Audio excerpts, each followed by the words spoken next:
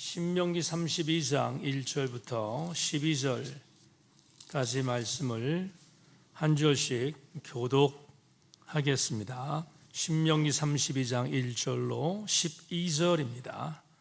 하늘이여 귀를 기울이라. 내가 말하리라. 땅은 내 입의 말을 들을지어다.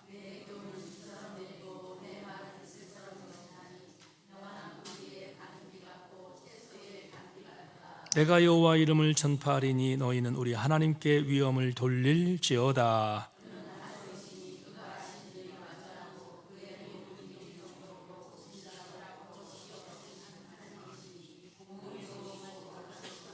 그들이 여호와를 향하여 악을 행하니 하나님의 자녀가 아니요 흠이 있고 비뚤어진 세대로다.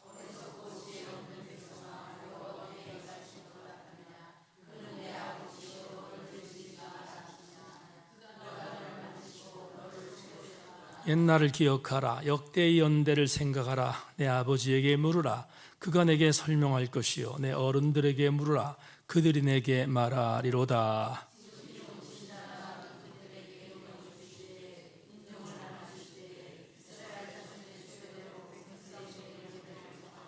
여호와의 분깃은 자기의 백성이라. 야곱은 그가 택하신 기업이로다.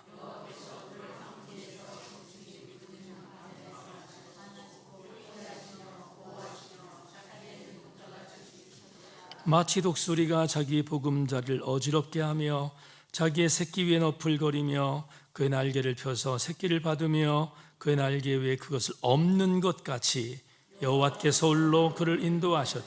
그와 함께한 다른 신이 없도다. 아멘. 설교 한개 있는 찬양.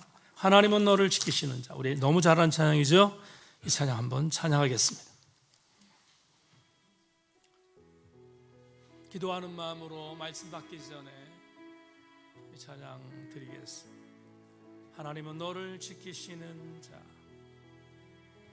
하나님은 너를 지키시는 자.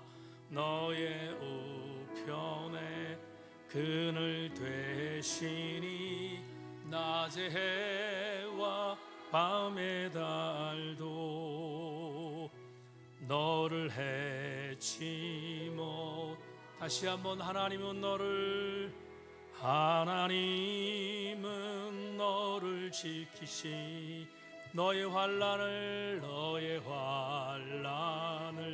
면케 하시니 낮의 해와 밤에 너의 출입을 면합니다. 너의 출입 지키시. 아멘 아멘. 눈을 들어 보아라. 너의 도움 어디서 오나. 천지 지으시 너를 만드시 여호와께. 우리 다시 한번 부르고 말씀 나눕니다. 하나님은 너를 지키시는 자. 너의 우편에 그늘 되시. 낮의 해와 밤의 달도 너를 해치 못. 하나님은 너를 지키십니다. 하나님은 너를 지키시는 자. 너의 환난을 면케하. 그가 너를 지키시리라. 너의 출입을 지키시. 아멘 아멘. 그렇습니다. 눈을 들어 산을 보아라. 너의 도움 어디서 오나. 천지 지으시 너를 만드시 여호와께. 눈을 들어 산을 보아라.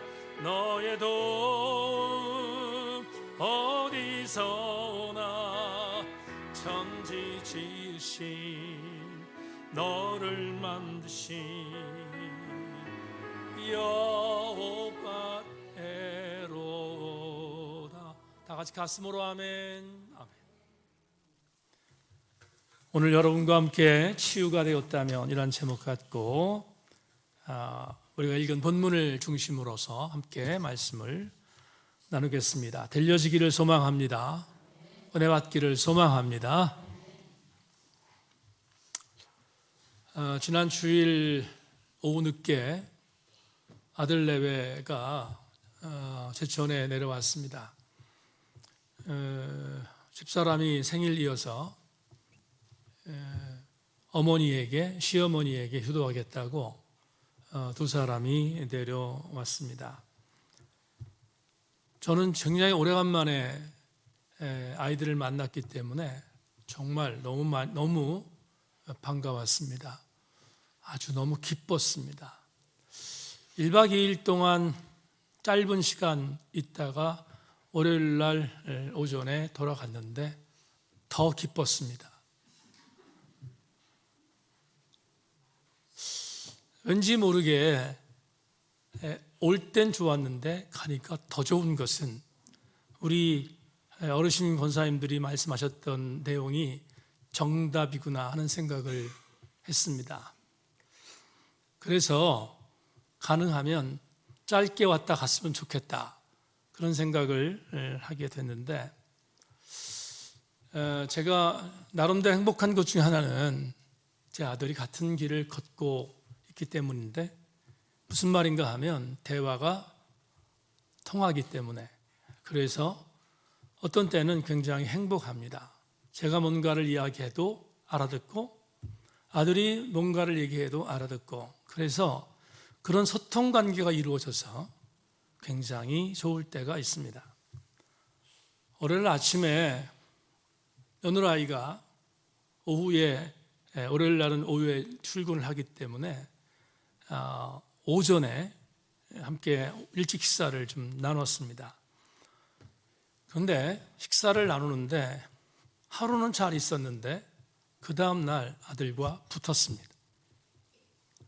왜 붙었는지를 지금부터 설명하겠습니다. 아들이 아침 식사를 하면서 저한테 이런 얘기를 했습니다. 아버지, 챗 GPT 아버지도 아시잖아요. 그런데 챗 GPT에 대한 선행적인 지식을, 챗 GPT가 뭐냐 하면 AI, 로봇이라고 생각하시면 되는데, 그 챗 GPT를 잘 공부해서 활용을 잘하면 목사인 우리들에게도 너무 도움이 됩니다. 아버지, 제가 한 팁을 알려드릴 터인데, 제 설교의 원고를 챗 GPT에게 알려줬습니다.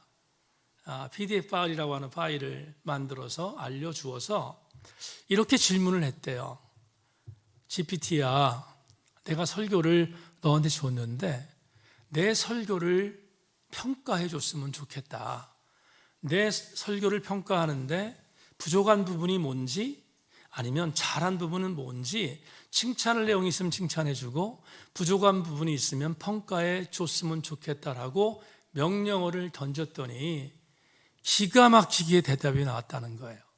너무 좋은, 자기가 자기 스스로를 평가할 수 없기 때문에 그 챗 GPT가 기계이긴 하지만 그 기계를 통해서 자기의 부족함을 알려준 그것 때문에 내가 이런 것이 부족하구나 하는 것을 알게 되었고, 그걸 다시 조정해서 그것들을 수정해서 자기 설교 원고를 만들고 그리고 교회에서 활용했습니다. 그러면 저한테 무슨 얘기를 하냐면, 아버지도 사용하시면 너무 좋을 것 같습니다. 이렇게 저한테 얘기를 하는 거예요. 제가 아들한테 이렇게 말했어요. 너나 잘하세요. 여러분, 저는 요즘의 젊은 목회자들이 챗 GPT를 갖고 잘 사용하는 것에 대해서 저는 동의합니다. 표절하는 것이 아니라 아들처럼 자기의 부족한 것이 무엇인가를 알려주는 도구로 사용할 수 있다면 그건 정말 좋은 일이라고 저는 생각하고, 그런 기기를 사용하는 것에 대해서 저도 반대하지 않습니다. 근데 아들에게 왜 저한테 막 강요를 하길래, 강요라는 표현은 그렇지만 저에게 막 이야기를 하길래 아들에게 제가 이런 얘기를 했습니다. 아들아, 오늘 아침에 아버지가 성서 일과를 묵상했다. 성서 일과를 묵상했는데 그 성서 일과를 묵상할 때 아버지가 공부하고 아버지가 기도하고 아버지가 설교 준비하는 서재에 성령의 강력한 조명과 기름 부음이 충만했다. 이걸 어떻게 A한테 물어보니? 이 엄청난 성령의 강력한 조명하심, 글로 아빠의 설교를 글로 알려주는 것은 얼마든지 할 수 있지만 그 서재에 성서 일과를 통하여 강력하게 임했던 성령의 임재함을 A아이에게 어떻게 설명하는가? 그냥 나는 내 길을 갈 테니 너는 네 길을 가라, 이렇게 이야기하고 그날 함께 대화를 마쳤습니다. 여러분, 조금 전에 우리는 383장을 찬양했습니다. 그렇죠? 383장의 성서적 근거는 어디죠? 시편 121편입니다. 제가 이런 생각이 들었습니다. 우리는 지금 시편 121편을 383장 찬양을 통해 찬양을 불렀는데, 여러분 복귀할까요? 좀 길지만 은혜로운 말씀이니까 같이 한번 읽겠습니다. 자막 보여줄까요? 시편 121편 1절부터 8절을 천천히 같이 읽겠습니다. 시작. 내가 산을 향하여 눈을 돌리라. 나의 도움이 어디서 올까? 나의 도움은 천지를 지으신 여호와에게서로다. 여호와께서 너로 실족하지 아니하게 하시며 너를 지키시는 이가 졸지 아니하시리로다. 이스라엘을 지키시는 이는 졸지도 아니하시고 주무시지도 아니하시리로다. 여호와는 너를 지키시는 이시라. 여호와께서 내 오른쪽에서 내 근이 되시나니 낮의 해가 너를 상하게 하지 아니하며 밤의 달도 너를 해치지 아니하리로다. 여호와께서 너를 지켜 모든 환난을 면하게 하시며 또 내 영혼을 지키시리로다. 여호와께서 너의 출입을 지금부터 영원까지 지키시리로다. 다 같이 아멘. 여러분, 시편 121편의 이 말씀이 내 심장을 타격하는 그 타격을 AI가 어떻게 알아요? 알 수 없습니다. 무슨 말씀을 드리려고 하냐면, 정말 오늘 예배를 드리는 우리 교우들 전체에게 여러분의 신혼신을 지키고 여러분들을 때를 따라 도와주는 은혜가 어떻게 임하지? 그건 하나님께서 나에게 오셔서 나를, 오늘 말씀드리겠습니다, 업어주시기 때문이 아니겠습니까? 그렇다면 하나님이 나를 업어주시는 그 업어줌의 영적인 감동을 인공지능이 어떻게 이해할 수 있겠냐, 그런 생각이 드는 거예요. 뒤돌아보십시다. 한번 반추해 봅시다. 여러분은 여러분의 신앙 여정 가운데서 하나님이 여러분들을 업어주신 일들에 대하여 흔적을 갖고 계신 것이 있지 않겠습니까? 얼마나 많습니까? 그런데 오늘 신명기 32편 2장에서 모세가 이 신명기 32장이라는 이 신앙 고백을 설교합니다. 자, 여기서 한 가지 주목할 게 있는데, 신명기라는 이 단어는 두 번째 명령이다, 그런 뜻이에요. 신명기는 두 번째 명령이다, 그런 뜻입니다. 제가 깊숙이 들어가지 않겠습니다. 자, 모세와 이스라엘 신앙 공동체가 느보산까지 도착했습니다. 이제 모세는 죽습니다. 모세는 가나안에 못 들어가니까 죽습니다. 이스라엘 백성들은 1세대는 죽고 2세대가 남았습니다. 약 200만 명이 2세대가 남았는데 이제 여호수아 인도에 따라서 느보산을 건너서 가나안에 들어가게 될 것입니다. 그런데 들어가기 전에 모세가 지난 40년을 반추합니다. 40년을 우리 이스라엘 백성들이 어떻게 공동체 생활해왔고 어떻게 신앙생활했지, 어떻게 광야에 40년을 살아왔지를 반추합니다. 근데 그 반추에 대한 부분을 설교를 통해서 해요. 설교를 통해서. 그러니까 지금 1세대는 죽었는데 2세대가 있는데, 2세대는 40년 동안 살면서 하나님의 은혜를 직접적으로 경험한 세대는 아니니까 여러 가지 염려가 있었던 것 같아요. 그래서 두 번째로 40년 동안 하나님께 행하셨던 말씀, 그 말씀을 모세의 언어로 두 번째로 설교를 합니다. 그 설교한 것을 모아놓은 율법이 뭐겠어요? 신명기입니다. 그런데 오늘 32장을 보면 여러분에게 주목할 게 나오는데요, 32장에는 모세의 두 번째 설교 가운데서 안타까운 마음으로 이스라엘 백성들이 하나님께 거역했던 패역함의 흔적들을 보고합니다. 아프지만 보고해요. 설교를 통해서 우리가 너희 1세대, 너희들이 아버지 어머니 세대, 할아버지 할머니 세대가 이랬어 라는 것을 이야기를 해줍니다.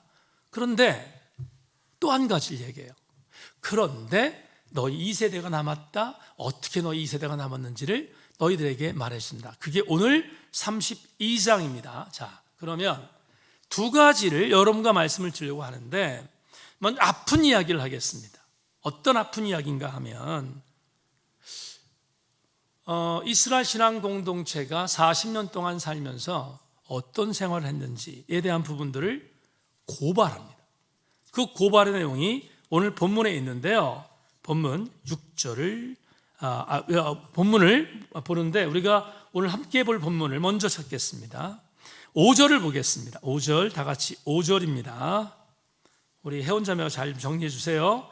5절을 읽겠습니다. 다 같이 시작. 그들이 여호와를 향하여 악을 행하니 하나님의 자녀가 아니요 흠이 있고 비뚤어진 세대로다. 저를 보세요. 40년 동안의 이스라엘 신앙 공동체를 반추하니까 뭐라고 정의가 되냐면, 너희들은 하나님 앞에 악을 행했다, 하나님의 자녀처럼 행동하지 않았다. 결론이 뭐냐? 흠이 있고 무슨 세대다? 삐뚤어진 세대다. 이렇게 말합니다. 근데 그게 맞아요. 어떻게 맞냐면, 제가 지금 여러분에게 그 맞는다는 의미를 말씀을 드리겠는데, 뒤돌아봅시다. 빠르게 진행할게요. 이스라엘 신앙 공동체는 숫곳이라는 곳에부터 가나안을 향해 출발합니다. 숫곳은 어떤 곳이냐면 출애굽을 해서 홍해를 건너는 장소였습니다. 그때부터 이스라엘 신앙 공동체는 하나님 앞에 불만, 불평이 가득했습니다. 왜 우리를 이곳까지 인도해내서 우리를 이 바닷가에 수장시키는가 라고 불평했던 기억나십니까? 홍해를 가르기 직전에 그들이 불만을 표현했던 내용들을 우리는 너무나 잘 알고 있잖아요. 그것부터 시작합시다. 그것부터 시작해서 얼마나 많은 불평과 불만을 했는지 우리는 성경을 통해서 알게 되는데요. 마라에 도착했습니다. 마라에 도착했는데 물이 먹고 싶었는데 물이 없습니다. 마라라고 하는 곳에 갔는데 물이 보여서 물을 먹는데 물이 썼습니다. 그래서 물을 뱉으면서 이렇게 말합니다. 우리를 목말로 죽이게 만드는구나. 우리 애굽으로 돌아가고 싶어 라고 하나님을 원망한 것이 성경에 나오잖아요. 마라의 쓴물 사건입니다. 어디 그것만 있는가? 우리 굵직굵직한 것만 합시다. 설교 다 여기서 원고 썼지만 굵직굵직한 것만 합시다. 시내산 도착했습니다. 시내산에서 그들이 난장판을 벌였습니다. 이스라엘 백성들을 이끌어냈던 하나님을 송아지로 만들었습니다. 그렇죠? 송아지로 만들었습니다. 송아지로 만든 건 뭐냐면 앞으로 우리 하나님은 송아지처럼 우리가 리모트 컨트롤을 갖고 움직이면 움직이는 우리 하나님, 로봇이 돼야 돼 라고 생각해서 만든 거예요. 얼마나 하나님 앞에 가증한 일을 범했는지 알 수 있습니다. 어디 이뿐인가? 신광에 도착했습니다. 르비딤에서 물이 안 나온다고 불평합니다. 물이 안 나온다고 모세를 막 공격했습니다. 하나님 앞에 하소연하는 모세의 기도를 들어서 반석을 쳐서 물을 내줬습니다. 그것도 불만이었습니다. 불만이었습니다. 어디 그뿐인가? 우리 아는 것처럼 우리 얼마 전에 우리 주일날 때 말씀드렸는데 기브로 핫다하와 거기 가서 맨날 우리는 맘나만 먹으니까 고기가 먹고 싶다고 불평했습니다. 고기 달라고 불평했습니다. 하나님이 열받았습니다. 그래서 냄새가 날 정도로 메추라기를 보내주셨습니다. 기억나시면 아멘. 우리 당부다 설교했던 거니까 넘어갑니다. 어디 그뿐인가? 가데스바네아에 왔습니다. 가데스바네아에서 정탐꾼을 보냅니다. 정탐꾼을 보내서 이제 우리가 가나안에 들어가야 한다. 근데 정탐꾼들이 보고할 때 10명이 하나님 앞에 부정적인 보고를 했습니다. 하나님이 분노하셨습니다. 부정적인 보고하는 그 모든 세대를 다 멸하셨습니다. 자, 보세요. 40년의 광야의 생활들을 반추했습니다. 모세가 오늘 본문에서 이렇게 말합니다. 이 세대들을 향해서 이렇게 말하는 거예요. 너희 1세대의 너희 부모들 하나님 앞에 흠결 많은 세대였다. 흠짓 많았다. 하나님 앞에 패역했다. 그래서 정의한다. 비뚤어진 세대였다. 여러분 이해하셨죠? 오늘 이 5절 말씀이 무슨 말씀인지 이해하셨을 줄 압니다. 그렇게 하나님 앞에서 너희들이 지은 죄에 대해서 모세가 고발하고 있습니다. 지금 가나안에 들어가기 바로 직전에 두 번째 설교를 통해서 하고 있습니다. 그러면 우리 이런 생각을 해야 돼요. 어떤 생각해야 되냐면 그렇다면 하나님이 이스라엘을 포기하는 게 맞지. 이 정도로 징글징글하게 제가 지금 여러분에게 다 얘기하지 않았어요. 엄청난 부분에 불평과 불만이 있었지만 그거 축약해서 말씀을 드렸습니다. 그렇다면 하나님 입장에 바라볼 때 하나님 징글맞다. 이스라엘아 이제 나는 너희들 포기할 거야. 그래야 정상이에요. 그게 정상이. 하나님이 포기한다고 해도 여러분 절대로 항거할 수 없어요. 그들이 지었던 죄, 이스라엘이 지었던 죄를 생각해 보면 포기해도 할 말 없습니다. 그런데 말입니다. 오늘 본문을 보면 대단히 감동적인 메시지가 있습니다. 어떤 메시지가 있는가? 먼저 2절을 보겠습니다. 몇 구절 찾겠습니다. 2절 다 같이 자막 2절입니다. 시작. 내 교훈은 비처럼 내리고 내 말은 이슬처럼 맺히나니 연한 풀 위에 가는 비 같고 채소 위에 단비 같도다. 단도직입적으로 말씀드리면 이런 얘기죠. 이렇게 패역한 이스라엘 백성들에게 하나님은 그들을 포기하지 않고 하나님의 말씀을 비처럼 주셨어요. 이른 비처럼 주시고 늦은 비처럼 주셨습니다. 그렇게 공급하셨음을 알려주고 있습니다.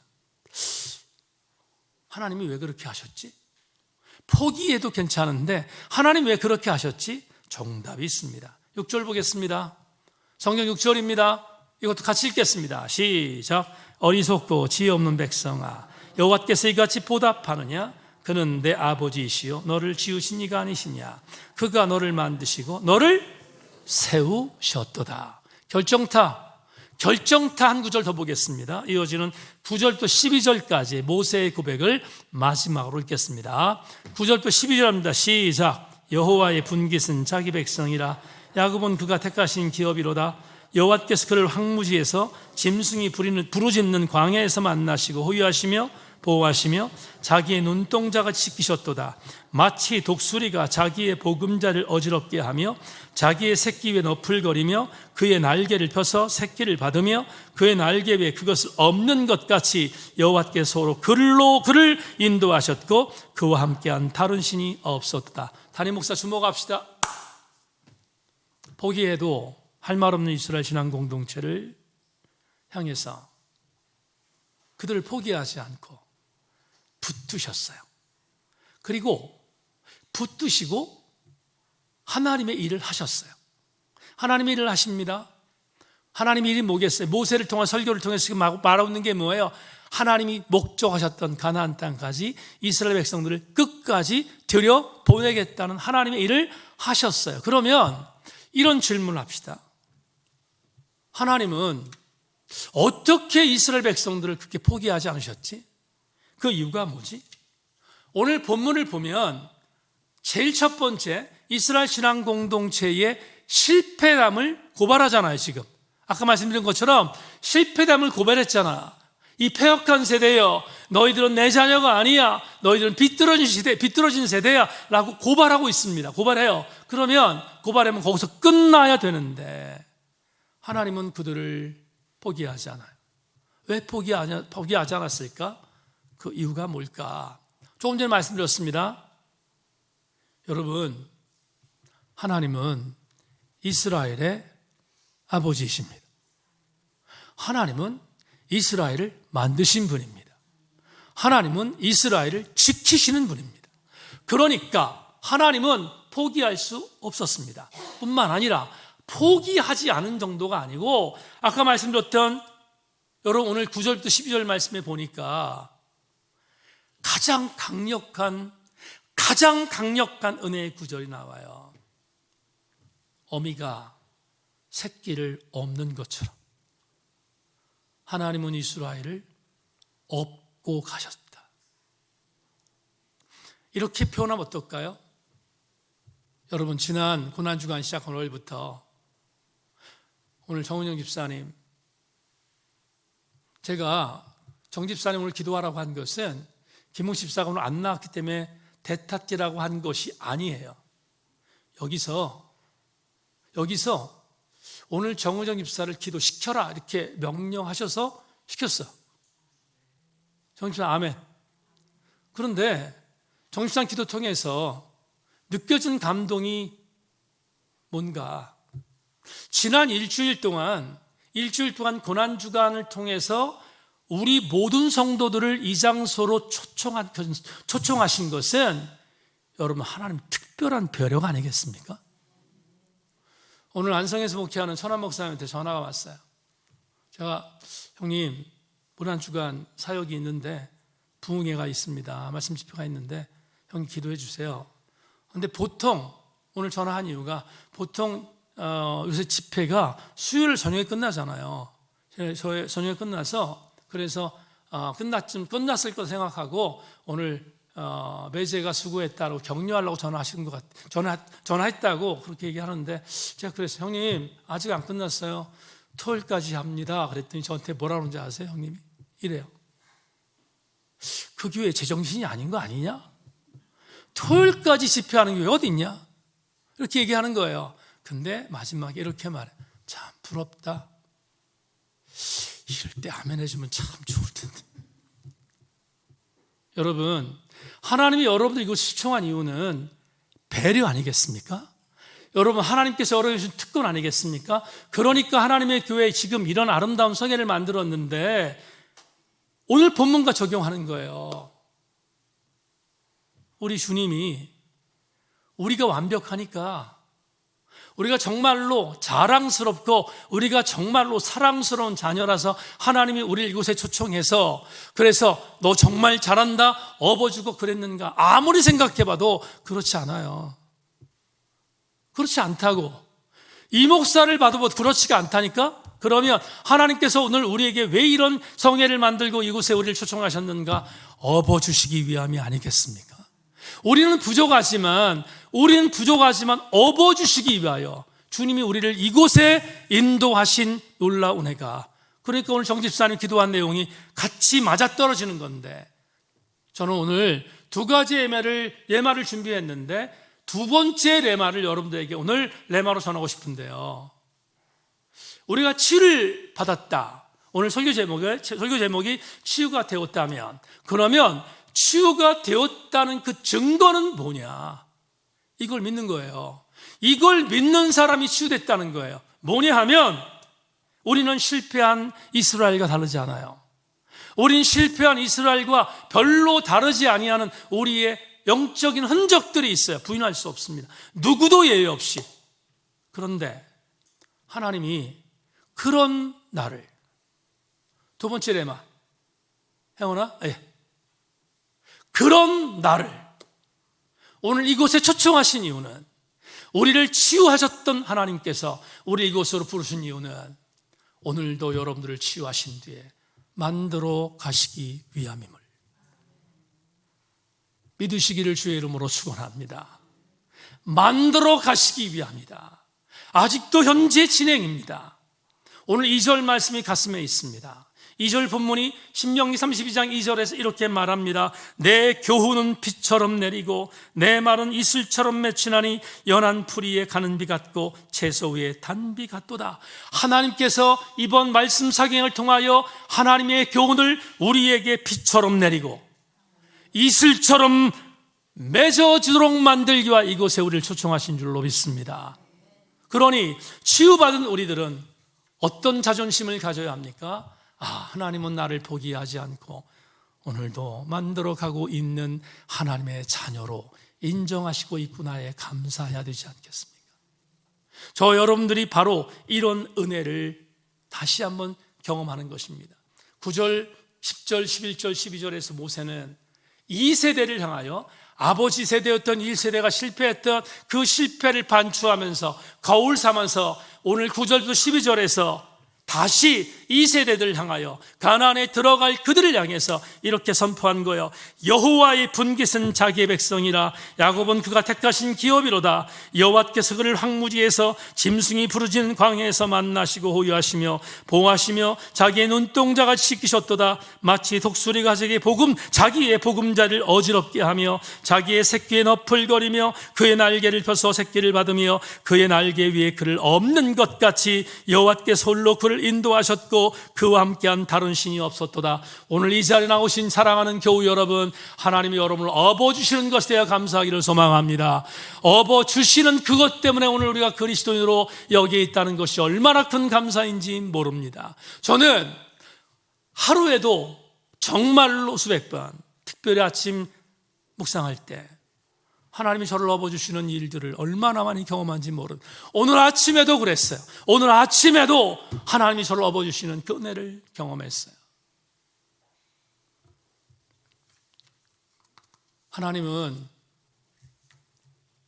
여러분들 모두를 엄청난 사람 가운데서 똑같은 입장에서 사랑한 것이 아니라 마틴 루터의 말처럼 하나님은 엄청나게 수많은 사람들이 있지만 그 수많은 사람이 있음에도 불구하고 김희정 권사 혼자 있는 것처럼 김희정 권사를 사랑하고,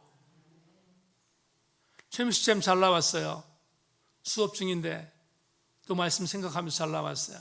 수많은 사람들 가운데 최민수 집사가 있는 것이 아니라 수많은 사람 가운데 혼자 있는 최민수 같아서 하나님이 오늘 부르신 줄로 믿고 우리 모든 성도들을 그렇게 부르셨어요. 그래서 오늘 여러분들을 초청하셨습니다.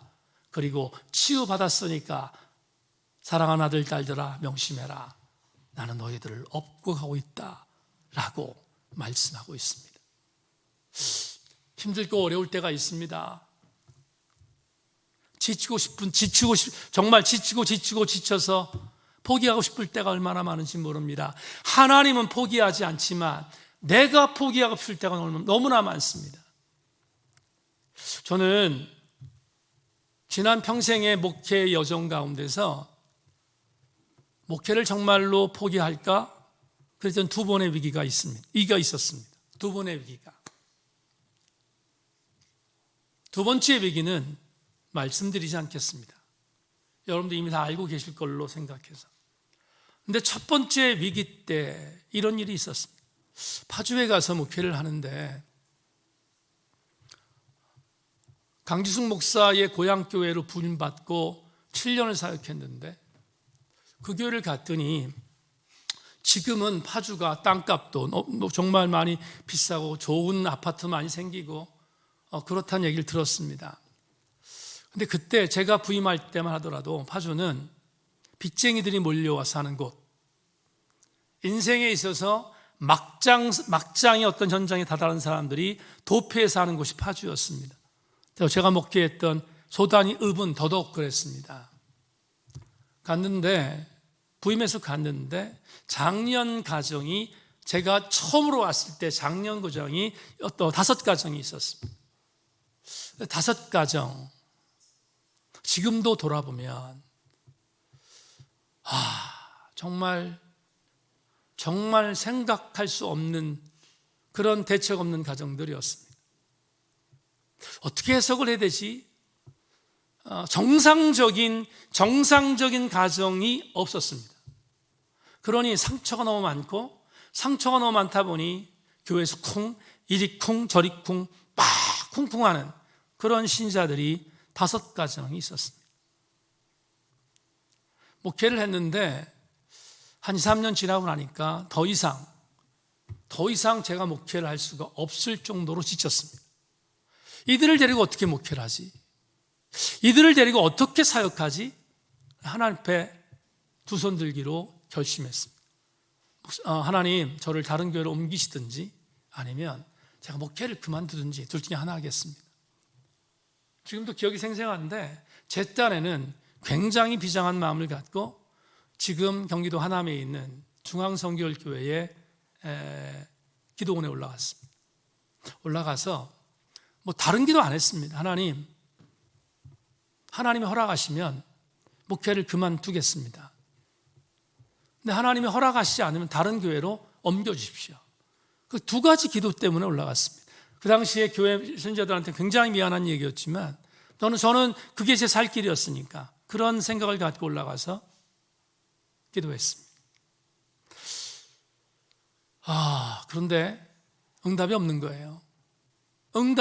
일주일 계획하고 올라갔는데 응답이 없는 겁니다. 금요일 날 이제 내려와야 되는데 금요일 아침에 기도하고 응답이 없으면 제 스스로 이거는 하나님의 사인은 목회하지 말라는 건가 보다 생각을 하고 결심하고 내려올 생각으로 마지막 한 번 더 금요일 날 아침에, 여러분 중앙성결교회에 하남에 있는 기도원 대성전이 무지 크거든요. 아무도 없으니까 기도하기 너무 좋았어요. 들어가서 그곳에서 하나님께 마지막으로 기도했습니다. 기도했는데 제가 지금 여러분에게 점잖게 말씀드리잖아요. 기도했습니다. 이렇게 했는데 기도가 아니고요. 아무도 없으니까 까짓 거 모르지. 그 넓은 성전에서 떼굴떼굴 불렀습니다.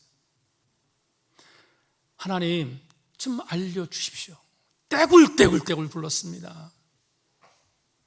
근데 막 지치는데 어떤 사람 그러더라고요. 지쳤으니까 환상 봤다고 그러는데 환상이 아니라 떼굴떼굴 구르는데 마지막에 저한테 소리가 들리는 거예요. 무슨 소리가 들리냐면 이런 소리가, 아들아 여기 이 사람들이 있지 않냐 그러는 거예요. 그러면서 소리가 들렸는데 여기 이 사람들이 있지 않는가? 그러면서 그 당시에 다 이제 지나간 얘기니까 그 당시에 그 교회에 청년들 학생들이 한 10대 명 정도 모였습니다. 걔들의 얼굴이 슬라이드처럼 막 지나가는 거예요. 싹 지나가는 거예요. 근데 음성이 그러는 거예요. 아들아, 얘들 갖고 안 되겠니? 거기 강지숙이도 있었어. 얘들 갖고 안 되겠니? 그날 그 음성을 듣고 그 슬라이드 같은 환상을 보고 하나님 앞에 두 손 들었어요.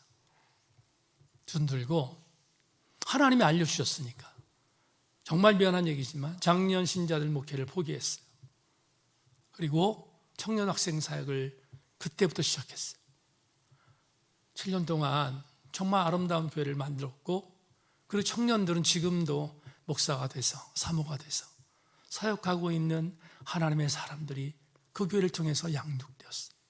여러분, 저는 말입니다. 힘들고 어려울 때 하나님이 오늘 2절에서 주신 말씀처럼 하나님께서 하나님의 교훈을 저에게 들려주세요. 저에게 보여주세요. 그리고 저에게 확신하도록 인도해 주세요. 왜 그렇게 하시지? 하나님은 저를 치유하시기 위해서. 그런데 지금은 깨달아요. 그 은혜가 뭐지? 이런 거였어요. 하나님은 저를 포기하지 않고, 이 목사야, 나는 너를 치유했고, 나는 오늘도 너를 치유하고 있고, 앞으로 너를 치유할 거야. 그걸 저에게 들려주신 거예요.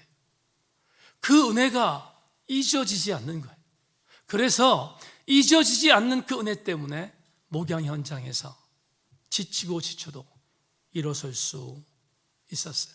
그때 그 중앙성결교회의 기도원에서 하나님 앞에 그 은혜를 받고 불렀던 복음성가, 막 울면서 불렀던 복음성가가 있어요. 그 복음성가 여러분과 함께 오늘 목요일 마지막 세종목요일의 찬양으로 함께 부를 것인데, 여러분, 하나님이 우리를 치유하셨고 치유하고 계시며 치유하실 것을 믿고 하나님의 은혜 안에서 그렇게 달려가는 자가 이 찬양을 부를 수 있습니다. 아무나 못 불러요. 이 찬양은 그 은혜를 경험하는 자만 부를 수 있습니다. 함께 말씀 생각하며 그날 정말 많이 울면서 불렀던 이 찬양, 함께 우리 교들과 마지막 찬양으로 부릅니다. 내 주의 은혜 강가로 찬양하겠습니다.